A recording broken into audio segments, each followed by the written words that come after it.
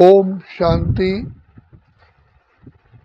ये हम सभी जानते हैं और हमें पिता परमात्मा के मिलन से पहले ही ये आभास हुआ कि हम बिल्कुल पतित तमो प्रधान बन गए हैं। कैसे हम पावन बने और अपने संपूर्णता को प्राप्त करें जो हम चाहते हैं। हमारे जीवन के अंदर सुख, शांति, आनंद, प्रेम, खुशी, पवित्रता, ज्ञान, शक्तियाँ ये सब आ जाएं, तभी हम आत्माएं संतुष्ट हो सकती हैं।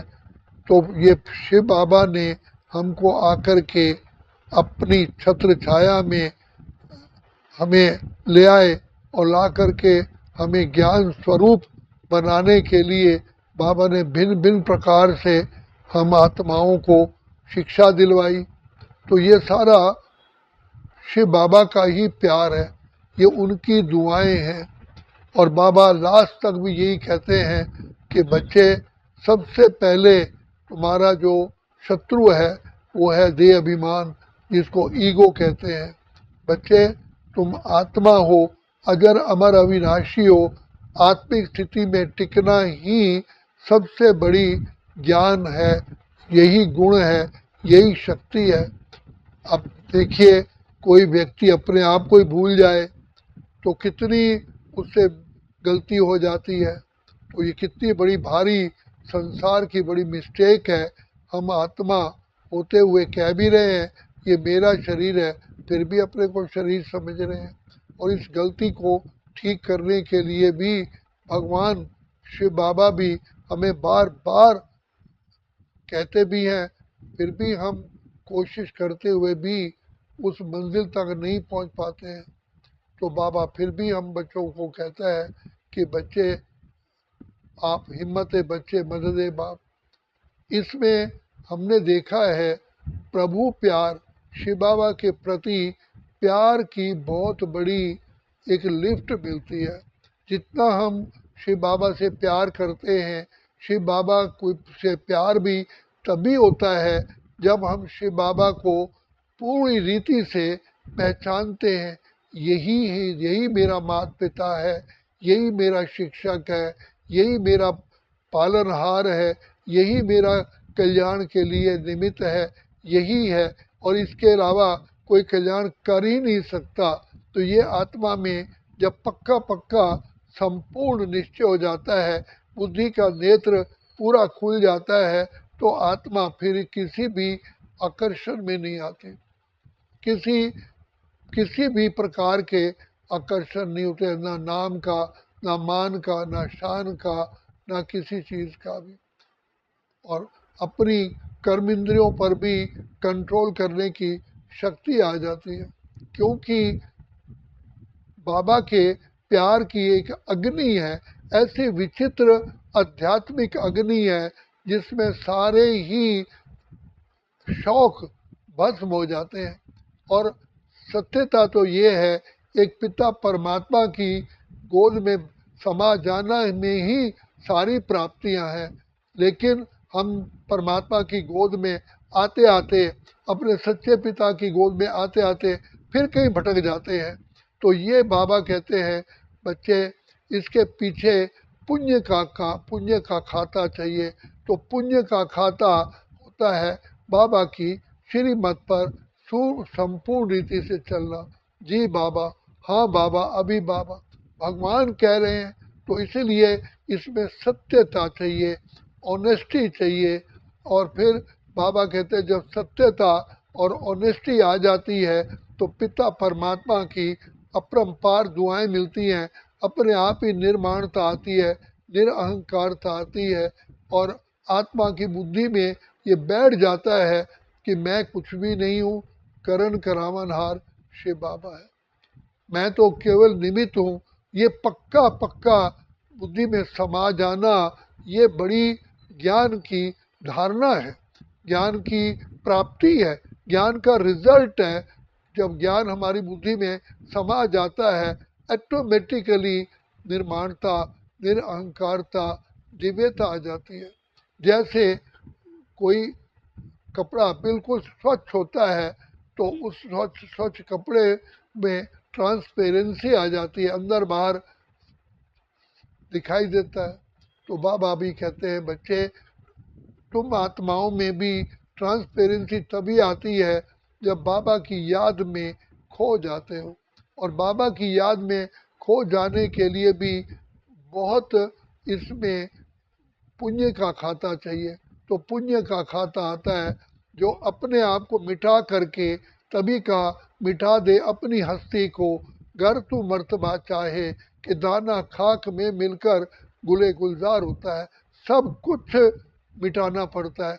मैं कुछ नहीं, सब कुछ तू ही तू, तू ही तू, तू ही तू, तू ही तू मेरा माता, तू मेरा पिता, तू मेरा बंधु, तू मेरा सखा, तू मेरा शिक्षक, तू मेरा स्वामी, तू मेरी नैया, तू मेरा खिवैया, तू मेरा प्राणों का प्राणेश्वर, तू ही मेरे दिल का दिलवर, तू मेरे मस्तक की ज्योति, सब तू ही तू है। तू मेरी आन, तू मेरा मान, तू मेरा रहमान, तू मेरा ईमान, सब कुछ बाबा। तो जब बाबा हो गया तो फिर बाबा अपने हाथ में वो सारी हमारी जिम्मेदारी ले लेता है। तो बाबा कहते हैं बच्चे, वो आत्माएं कितनी पद्मा पद्म सौभाग्यशाली हैं। यही मातेश्वरी माँ ने किया। मातेश्वरी माँ ने सब कुछ बातों में बाबा के आगे नतमस्तक रही। एक बार दादी जानकी बताती हैं कि मम्मा, एक बार बाबा क्लास में बैठ गए तो मम्मा 1 मिनट लेट आई। तो मम्मा ने ये बुद्धि में लाया कि भगवान टीचर पहले पहुंचे और मैं स्टूडेंट देर पहुंचूं नहीं। तो मम्मा बाहर सीढ़ी में, दरवाजे के पास सीढ़ी में बैठ के बाबा के महावाक्य सुने। लेकिन बाबा को ये भी बाबा कहते हैं कि टीचर की डिसरिगार्ड है अगर स्टूडेंट देर से पहुंचता है। तो मम्मा ने कितना उसको मना सेंसिटिवनेस से लिया। तो बाबा कहते हैं कि बच्चे, यही आत्मा के कर्म होते हैं। ये भी एक रिस्पेक्ट है टीचर की कि हम उससे उसकी गद्दी संभालने से पहले हम पहले अपनी सीट संभाल लें। अगर नहीं कर पाते हैं तो ये एक टीचर का डिसरिगार्ड है। तो मम्मा ने ये कहा कि नहीं, एक तो मैंने गलती की, दूसरी गलती मैं ये करूं डिसरिगार्ड करूं, तीसरी मेरे ऊपर कितना बोझ आ जाएगा। तो मम्मा ने अपना कर्तव्य अप समझ करके, फिर तीसरी बात यह है कि मम्मा को देख करके सभी स्टूडेंट, सभी परिवार वाले भी देखेंगे ना। तो मम्मा ने जो करके दिखाया उसको सभी ने उसको रिस्पेक्ट दी। तो यही बाबा कहते हैं कि तुम्हारे छोटे छोटे से जो भूलें हैं ये पाप कर्म भी बनाती हैं, और छोटी भूलों को समाप्त करने का यही एकमात्र तरीका है। अपने आप को दंड दो कि नहीं, मुझे अपने आप दंड दे करके, बाबा कहते हैं उसमें ऑनेस्टी चाहिए। तो शिव बाबा परम सत्य है, तभी तो कहा सत्यम शिवम सुंदरम। तो बाबा के पास कोई हेरा फेरी नहीं चलती।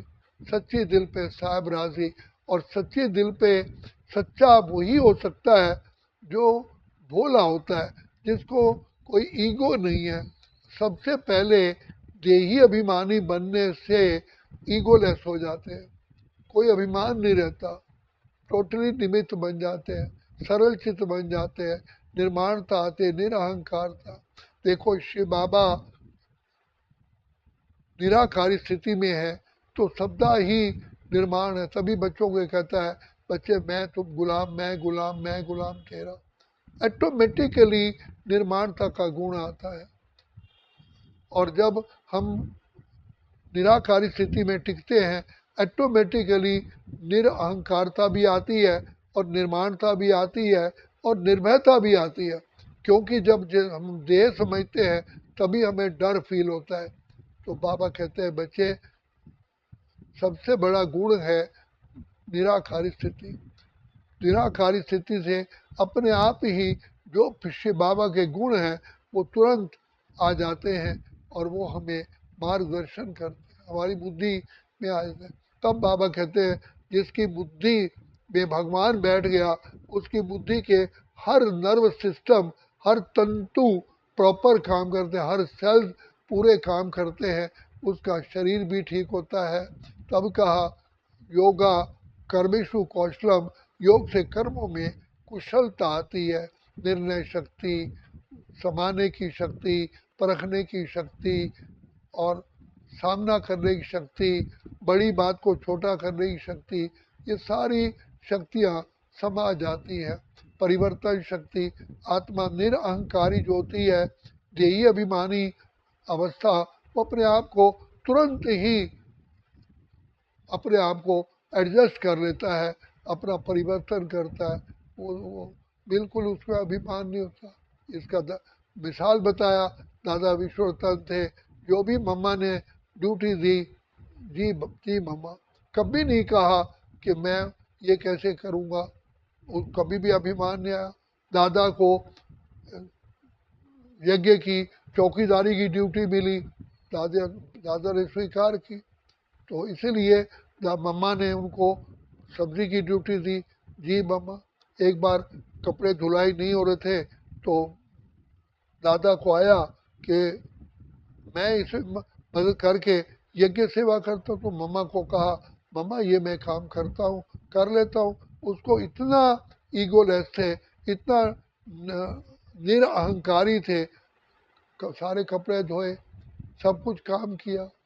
तो बाबा कहते हैं बच्चे, इसलिए ही जो आत्मिक स्थिति है उसमें ऑटोमेटिकली निर्माणता, निर्भयता, निरअहंकारता आ जाती है। तो बाबा कहते हैं बच्चे, इसलिए सबसे बाबा कहते हैं सारा ज्ञान भी बुद्धि में तभी समाता है जब हम देही अभिमानी बनते हैं। नहीं तो हम जैसे कि सीमेंट कच्चा होता है ना, तो चीज़ चिपकाओगे वो दीवार से टाइल है या कोई गिर जाएगी। तो ये सबसे बड़ा जो सीमेंट का काम करता है वो है देही अभिमानी और बाबा की याद। तो बाबा की याद भी बहुत बहुत प्यार भरी, तो प्यार की अग्नि में सारे पाप कर्म भस्म होते हैं, प्यार की अग्नि में रियलिटी नज़र आती है। इसलिए बाबा कहते हैं बच्चे, योग अग्नि योग में प्यार में खो जाओ, तो प्यार में खो जाने में ही अति इंद्रिय सुख सुख समाया हुआ है, और उससे एकदम आत्मा शांत स्वरूप, प्रेम स्वरूप, आनंद स्वरूप, सुख स्वरूप, शक्ति स्वरूप बन जाती है। कभी भी भूल ही नहीं होगी, कभी भूल नहीं हो सकती, क्योंकि देही अभिमानी स्थिति है। देही अभिमानी स्थिति होते ही शिव बाबा की छत्र छाया आ जाती है। तो इसीलिए बाबा कहते हैं, बाबा की जो छत्र छाया है, जो कृपा है, जो आशीर्वाद है, मांगने से नहीं मिलती, लेकिन बाबा की शिक्षा पर चलने से अपने आप ही छत्र छाया आ जाती है। इसलिए बाबा कहते हैं बच्चे, सबसे पहला है ज्ञान का खजाना। तो ज्ञान खजाना धारण करते ही ऑटोमेटिकली गुणों का खजाना आता है।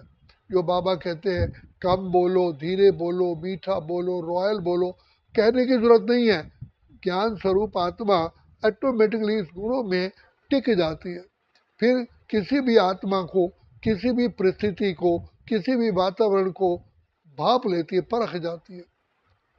उसमें जो तीसरा नेत्र बुद्धि का है पूर्ण रूप से खुल जाता है। बात को शॉर्ट में और स्वीटनेस में और टोटली उसको माना अच्छी तरह से कम शब्दों में वो अपना बात को प्रस्तुत करती है। तो जिससे आत्माओं को उसमें आत्मिक किरणें उसके प्रकट हो जाती है, उसके नैनों से, उसके रोम रोम से आत्मिक किरणें निकलती है जो दूर दूर तक फैलती। यही बाबा में, ब्रह्मा बाबा में किरणें थी, जो उस जिसको ओरा कह देते हैं। हम बाबा के सामने जाते थे तो बाबा के सामने जाते ही शांत रूप से जैसे मन शिथिल हो जाता था, हिलता नहीं था, मन शांत हो जाता था। यही तो बाबा की कमाल थी। जैसे एसी में जाओ, बाहर गर्मी है, एसी के सामने जाते ही एकदम कूलनेस का अनुभव होता है, अच्छा लगता है और दिल करता है इसी कूलनेस में ही हम बैठे रहें। तो बाबा भी कहते हैं आत्मा में सारी जो विकारों की गर्मी है वो भस्म हो जाती है और आत्मा अपने आप रियलिटी में शांत स्वरूप, प्रेम स्वरूप, आनंद स्वरूप, सुख स्वरूप है। और कोई भी परिस्थिति हो उसको बाबा साथ होने के कारण कहते कोई बात नहीं, वेट एंड सी। ड्रामा कल्याणकारी है, ड्रामा भी याद आता है, इसलिए बाबा कहते हैं कहना नहीं पड़ता, लेकिन वो ड्रामा को अच्छी तरह से तो ज्ञान स्वरूप बनने से प्रेम स्वरूप, आनंद स्वरूप, सुख स्वरूप बनते हैं, गुण मूर्त बनते हैं, फिर धारणा मूर्त बनते हैं, जीवन जीने की कला आ जाती है, व्यवहार करने की कला आती है। तो ये सारे गुण पिता परमात्मा की छत्र छाया में आने से ऑटोमेटिकली सब कुछ मिल जाता है। शारीरिक देह भी ठीक हो जाती है, बुद्धि भी ठीक हो जाती है, नज़रिया भी ठीक हो जाता है, संस्कार भी परिवर्तन हो जाते हैं और हर समय श्रेष्ठ प्रकंपन निकलते हैं। तो इसलिए बाबा कहते हैं जो आत्माएं सचमुच में ज्ञानी हैं वो योगी भी हैं, क्योंकि ज्ञान का मतलब ही है समझ। समझ माना किससे नाता जोड़ना चाहिए, तो पिता परमात्मा से ही नाता जोड़ने में ही मेरा कल्याण है। तो इसलिए कहा कि ज्ञान स्वरूप आत्मा ही पिता परमात्मा के कनेक्शन में आती है। ज्ञान स्वरूप आत्मा ही प्रेम स्वरूप है, तो प्रेम स्वरूप उसका प्रेम कहाँ होना चाहिए, वो अपने प्रेम को भी शिव बाबा के साथ ही कनेक्शन में लाती है। तो शिव बाबा से बड़ा कौन है, तो ज्ञानी। इसलिए बाबा कहते हैं ज्ञानी बनो, योगी बनो। ज्ञानी बनने से योग लगता है, सही ज्ञान मिलने से, और योग लगने से सारी की सारी प्राप्तियाँ हो जाती हैं। इसलिए बाबा कहते हैं ज्ञानी बनो, योगी बनो, योगी जीवन है प्यारा। तो योगी बनने से पहले ज्ञान स्वरूप स्थिति चाहिए। तो ज्ञान का बार बार बार बार मनन चिंतन चाहिए। वहाँ रे मैं, वहाँ मेरा बाबा, वहाँ ड्रामा, वहाँ मेरा भाग्य, मुझे कौन मिला है। तुझको पाकर बाबा मैंने सुख का सार पा लिया, अब पाने का मुझे कुछ न रहा जब तुझको पा लिया। इसको कहते हैं संपूर्ण समझ। बाबा मिल गया, सब कुछ तो पा लिया, सब कुछ मिल गया। इसलिए बाबा कहते हैं कि ज्ञान भी बुद्धि में तब टिकेगा जब प्रभु प्यार होगा। प्रभु प्यार के लिए मैंने बताया कि पुण्य का खाता चाहिए। तभी कहा ना मेरे पाप कर्म ही तुझसे प्रीत न करने देते हैं, अगर मैं चाहूँ मिलना आपसे रोक मुझे वो लेते हैं। तो प्रभु प्यार के लिए पुण्य का खाता है जो सेवा करते हैं, निरअहंकारी होकर जो सेवा करते हैं, पुण्य का खाता होता है। उससे बाबा का प्यार बढ़ता है, बाबा की याद में। तभी का सहयोग से ही, सहयोगी ही योगी है। बाबा के शब्द हैं सहयोगी ही योगी है, विच इज़ मोर प्रैक्टिकल। जितना हम बाबा के कार्य में सहयोगी बनते हैं दिलवा जान जिगर से, तो अपने आप योग लगता है। फिर बाबा ही हमारे हर बुद्धि में प्रवेश करके हमारी जीवन को श्रेष्ठ श्रेष्ठ, महान से महान, ऊंच से ऊंच करने के लिए बंध जाता है। शिव बाबा को लगते प्यारे जो दिन रात सेवा में गुजारे। तो ये रेसिप्रोकल है। इसलिए बाबा कहते हैं बच्चे ज्ञान का मनन चिंतन करो, गहराई में जाओ। कौन कह रहा है, भगवान। भगवान आते हैं हमें पढ़ाई पढ़ाने के लिए। तो भगवान की शिक्षाएं जो सिर माथे रखते हैं, धारण करते हैं, वही आगे बढ़ पाते हैं। इसलिए माँ बाप भी बच्चे को महान बनने के लिए विद्यालय में भेजते हैं। शिव बाबा भी हमें हमारा टीचर बन करके हमें जीवन जीने की कला सिखाते हैं। अच्छा, ओम शांति, ओम शांति, ओम शांति।